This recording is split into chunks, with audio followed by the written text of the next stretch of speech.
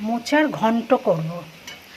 মোচা ছাড়িয়ে ছোলা আর মোচা ভালো করে সেদ্ধ করে নিয়েছি।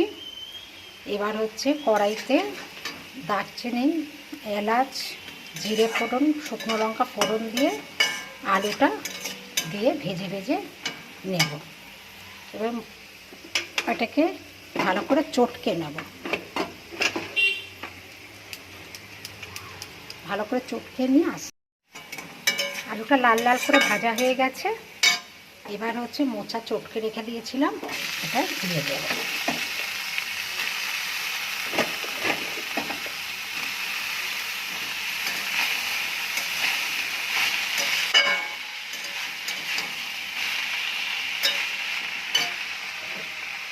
ঢাকা দেব।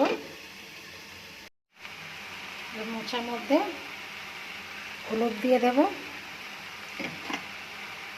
ধনের গুঁড়ো দেব, লঙ্কা দেব, নুন দেব, সামান্য জল দিয়ে এটাকে ভালো করে কষে নেব।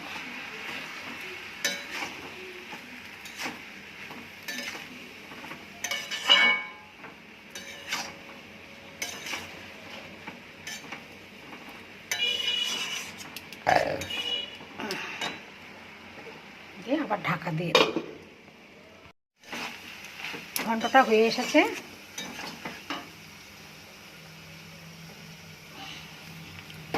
সামান্য চিনি, গরম মশলা আর ঘি দিয়ে দেওয়া।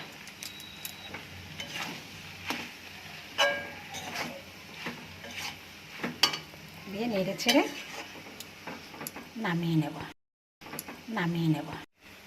মোচার ঘন্টটা হয়ে গেছে।